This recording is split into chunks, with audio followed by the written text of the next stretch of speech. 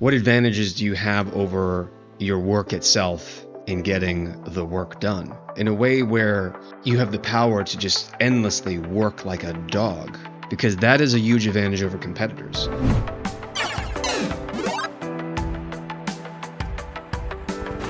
Business, I think, is often best thought of as a sport. And it's not a sprint, it's not a marathon, it's both. It's a sprinting marathon. Especially if you're in an industry like tech. Pretty much every industry, though, is changing quickly these days. There's always some new regulation, new technology, new approaches, new competitors coming in, going out, consolidation, fragmenting. Change is the only constant. So in an environment in general that is in flux, that is competitive, just like the economic environment that we find ourselves in today, where everything is more in flux than ever, how do you gain this advantage over yourself, over your work? Because the catch with doing work is that you have to do the work. And if you can find some way, some secret, I'm not a fan of silver bullets. I've said it in other videos recently, which I encourage you to check out. But for lack of a better word, what is the secret to overcoming your work? How do you find that fire in yourself where it's just like just always burning? You wake up energized. You want to go do the work, because that is a huge advantage over competitors. Competitors who are also human, but competitors who don't know the secret, who are going to burn out. A famous speech given by Elon at, I believe, Stanford. He talked about how one of the advantages that he believed he had, and which he advised students to take to heart, was just to work like hell every day. Where he would say, like, if you're putting in 12 to 16 hours a day, or let's say at least 70 to 100% more hours per week, where you're working 7 days a week, this is a rate of work that allows you to overcome and overtake competitors, because you're simply putting in more hours so you can overtake them, when it's simply a matter of just putting in more time, right? I'm not saying that's necessarily the solution, because it could be time. Certainly in the beginning sometimes, because the beginning can be starting up, it's messy. You got to get all these little things kind of like you're herding sheep. You got to get it all organized. You got to keep the wheel spinning. You got to spin those plates. But whether you're a startup or you're more established, and especially if you're more established, you know exactly what I'm talking about, where the risk of burnout is real. Maybe you're feeling it right now. Maybe you felt it in the past. And you wonder, how do I avoid that? How do I just keep going? How do I have this sustained nuclear reaction? How do I find that green nuclear fire that's always going to burn within you? You wake up every day and you're ready to go. When I first started in business, I remember I had just come home. This is actually the business that I run today with an amazing team. Started the business. Next month, it will be 14 years ago. We weren't called Grobo at the time. We were called something else. We've rebranded, but today we're called Grobo. But we started out as an agency, and it was just a web design agency. It was simple. I'd done some exercise and I'd done some deep thinking late at night, and I had just come off this other startup business. It was called Blue Sky Local. We thought it was kind of cool because it was like AI before AI of today, which is what Grobo is all about. It's an AI growth automation platform. But really, Blue Sky Local was just it was cool because it was software for restaurants that, based on changing weather patterns and time of day, seasonality, things like this, it would send out special coupons and discounts in an algorithmic, non-AI way. But it was cool because it was automatic. It was yield management for restaurants. Get people in on days when sales would otherwise dip. But the business didn't work out because I didn't know what I know now, especially about marketing, especially about how to get distribution, about how to talk to customers and refine a product and rapidly iterate. And I'm constantly learning this every day too. And I'm so excited to be launching Grobo in part to re-engage in this new and exciting process with this new platform that we have. But anyway, I didn't know then what I know now. And so I went home. I was 23 at the time. I had spent close to 12 months on this. And I was embarrassed, and I didn't know what I had done wrong. There was some ignorance debt I had to pay down, I suppose you could say. And I did pay it down in part through that experience and future experiences. But I went home and I did some thinking, and I did some reading, and I went on some job interviews. And late one night, I decided this is not for me in terms of going and seeking out a corporate job, for example, and cashing in on the Ivy League degree that I had earned. I said I want to start a new business, and I found the resolve, and I knew this is what I want to do. And I told my family, I said, I'm not going on any more job interviews. I'm going to start another company. Well, they sat me down at one point a few days later, and they said, you seem to be lazy and unambitious. And I found this confusing because I didn't say I was going to work scooping ice cream or just not work at all. I wasn't saying I'm going to stay here and you can pay for me to live. I said I was going to start a company. But shortly after, I acquired our first client. I sent an email out to my personal network, and within 2 weeks, I had the first client. It was very exciting. I didn't quite know what I was doing because I didn't have a team. It was just me. I didn't know how to build a team. I didn't know how to outsource. I just figured I would do the work. I would do the web design and whatnot. But I figured it out. And part of what I did at that time to fuel myself to work like mad was I used anger. I used anger and the willingness to want to prove it to my family that they were wrong and I was right, that I could achieve whatever I wanted through this vision that I had to succeed in business. And I also wanted to prove it to myself. So it was a mix of extrinsic and intrinsic.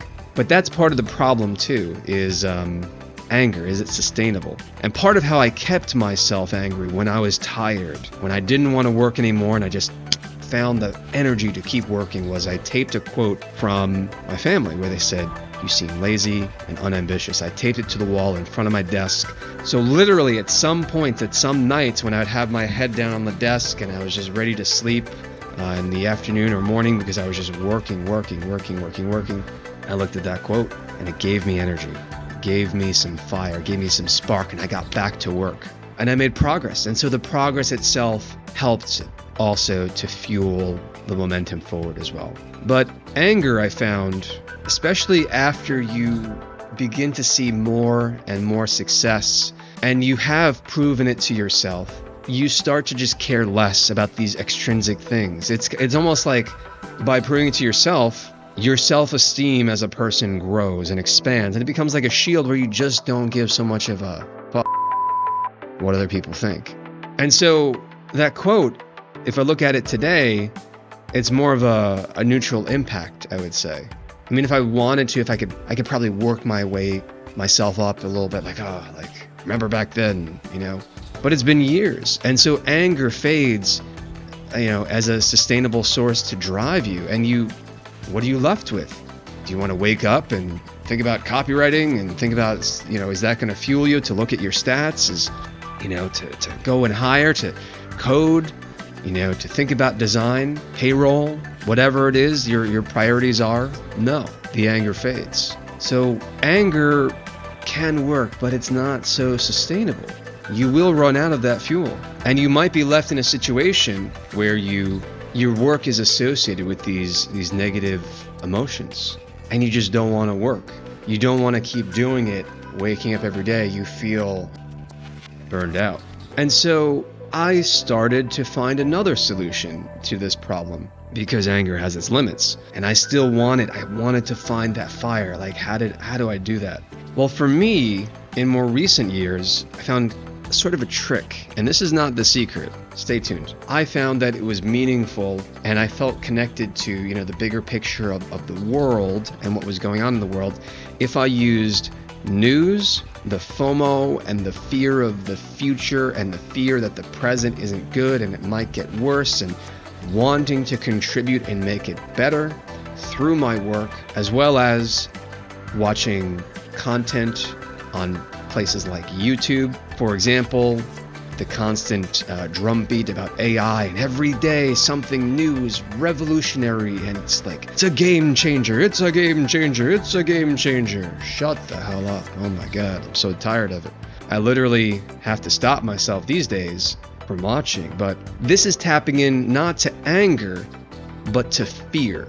Okay, and how did this go? Well, I was able to work the hardest I think I've ever worked before, where I worked 7 days a week for a year and a half, and part of the work, it was intrinsic for sure. But the adrenals part, where it was like fear, like a heartbeat. Your adrenals go, oh no, I gotta get this out, I gotta get this done, I gotta advance, because the competitors are right over here, the next game changer is right around the corner. This is also not sustainable.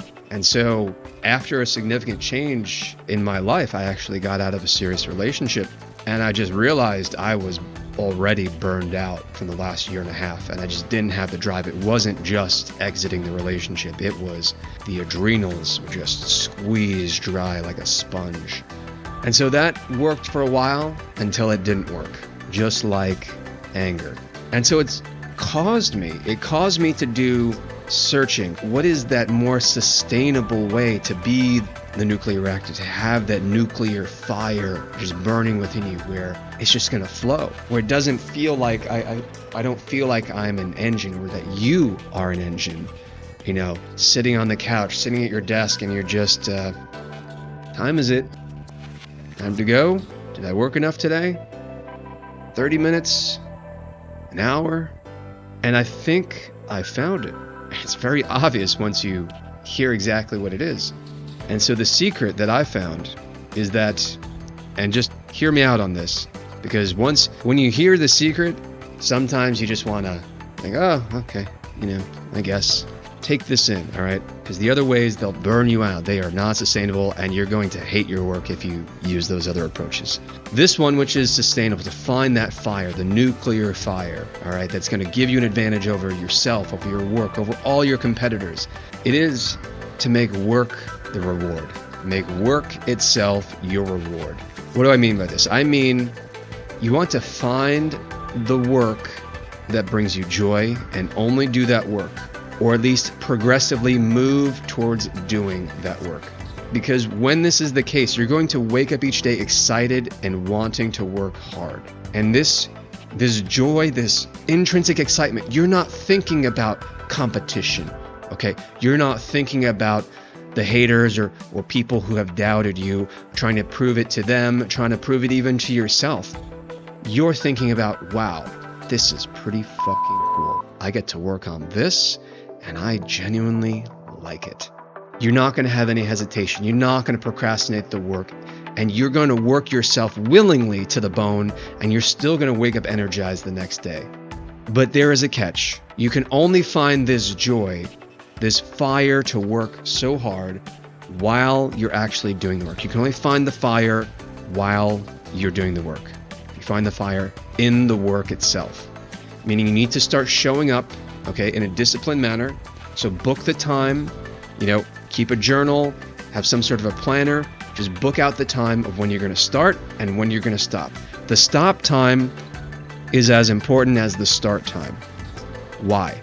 Because by placing a limit, you are able to have a finish line in your day where then the time after is just, it's free, it's open, all right? You can think about something else, and you're going to miss your work. You're going to miss it so much so that by the time you start at that start time the next day, you're going to be excited. But all right, I get to get back, I get to make progress, because in part, it is the progress itself that will bring joy to your mind. So you're not going to feel burnt out. And if you're earlier on in your entrepreneurial journey and you're starting up and you're going to be doing a million different things, perhaps it's just the progress itself that's going to fuel you, because you will be doing some things that you just don't want to be doing long term. Maybe it's finances or working with spreadsheets. Although learning as an entrepreneur, it's really important that you be a generalist, that you can, look at all areas of your business and have a competent understanding.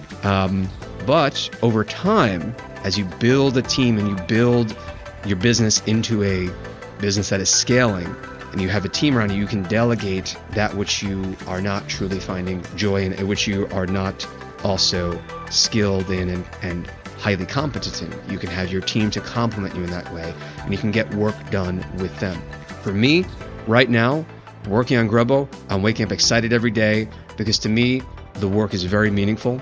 I'm excited that we're in the age of AI. I'm not tapped into those that adrenal or that fear of missing out. Although sometimes, if I find I need a kickstart, I'll go watch a YouTube video. Thank you, YouTube. You're super great for, I guess, mental health in that way, if you want to look at it that way. Tapping into the adrenals, all the clickbait that's on there.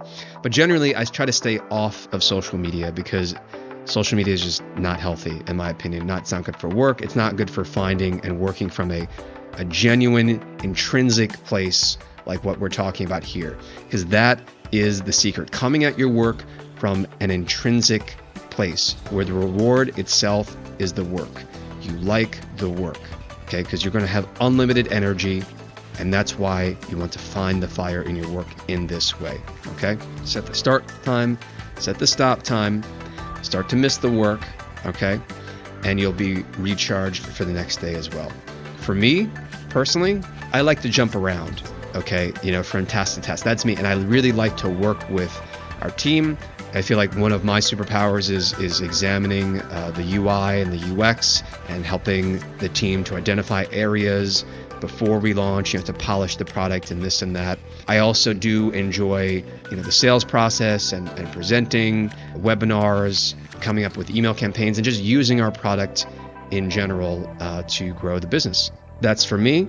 You got to find what works for you in this vein of thought, and you will have unlimited power and energy to move forward faster than you ever thought possible, and to, not that it matters, not that it's going to even matter, but leave your competition in the dust. You're going to stand out, okay? Because you're going to be tapping into a pure source of energy, for lack of a better, more practical or concrete term. All right, so that's it for today's video. Let me know what you think in the comments. Do you relate to the story or any other details that I've shared? Do you buy into what I'm actually saying here? Because I'm telling you from my experience, it works. And if you'd like to learn more about Grobo and how Grobo is your AI business growth automation platform, go check us out at grobo.com. We are launching right now. We're just slowly giving access to customers who bought in early. We see our customers as our investors. So go ahead, check us out. You can sign up for free to get sort of a preview and just watch the video at grobo.com. And I'll see you in the next video. Be sure to hit like and subscribe if you found this video valuable. I really appreciate it. Thank you.